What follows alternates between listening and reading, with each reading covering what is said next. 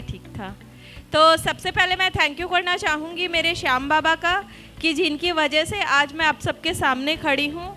उसके बाद मैं अपनी सारी अपलाइन का थैंक यू करना चाहूँगी और उसके बाद मेरी प्यारी सी हर्टलाइन, आप सभी मेरी प्यारी सी हर्टलाइन है, एक बार ज़ोरदार तालियां मैं आप सबके लिए बजाऊँगी।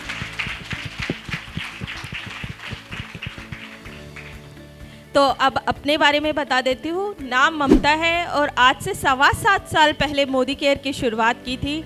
और मोदी केयर की शुरुआत की थी तो मैंने क्यों शुरुआत की थी ये आपको ज़रूर बताऊँगी। हस्बैंड की सैलरी 19,000 रुपये थी, कट पिट के 17-18 हज़ार इनको मिला करते थे, जिसमें से 10,000 रुपये मुझे घर के खर्चे के लिए दिया करते थे। और यहाँ ज़्यादातर लेडीज़ है, सबको पता है 10,000 रुपये में क्या हो सकता है। जब मैं इनसे कुछ पैसे और मांगती थी कि कुछ पैसे दे दो, बच्चों के लिए कुछ लाना है या घर के लिए कुछ लाना है, तो ये मुझसे हिसाब मांगते थे कि अभी तो तुझे 10,000 रुपये दिए, कहाँ खर्च कर दिए तूने। तो ये हिसाब देना ना मुझे बिल्कुल भी अच्छा नहीं लगता था, इसलिए मैंने मोदी केयर की शुरुआत की। और आज थैंक यू करती हूँ मोदी केयर का कि आज मैं इनको हिसाब देती नहीं हूँ, बल्कि 9 तारीख को अपना डेबिट कार्ड इनको देती हूँ और 25 तारीख को मैं इनसे हिसाब लेती हूँ कि अकाउंट में 5 लाख रुपए थे, 2.5 लाख रुपए आपने कहाँ खर्च कर दिए हैं। तो मुझे बहुत अच्छा लगता है, वो पुराने दिन वापस मुझे अच्छे लगते हैं कि मैं हिसाब लेती हूँ। मोदी केयर बात करता है विदेश यात्राओं की, तो यहाँ से 4 विदेश यात्राएं ले चुके हैं, दुबई, मलेशिया, सिंगापुर और बैंकॉक बताया कि। इसी के साथ साथ मैं आप सबको एक बात और बताऊँगी।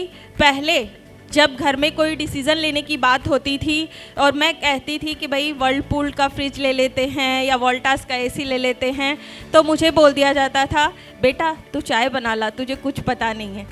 लेकिन आज मेरे घर में वही डिसीज़न लिए जाते हैं जो मैं लेती हूँ। अगर मैं कहीं बाहर भी होती हूँ तो बोला जाता है कि कोई बात नहीं, ममता को आने दे, फिर शाम को बात करेंगे।